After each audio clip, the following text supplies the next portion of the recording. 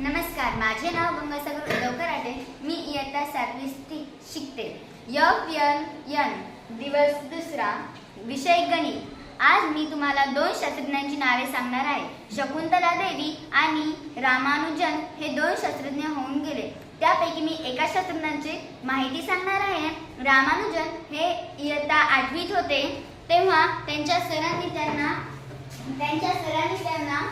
विषय गणित मधील भागाकार शिकवत होते.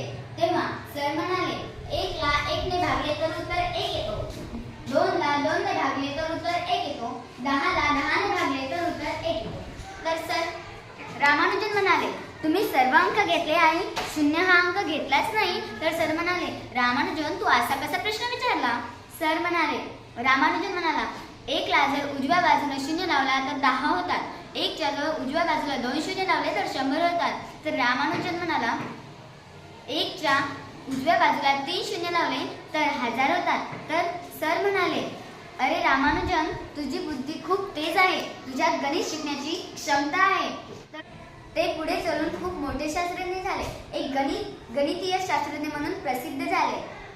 अशा थोर मोठ्या शास्त्रज्ञाला माझे कोटी कोटी नमन.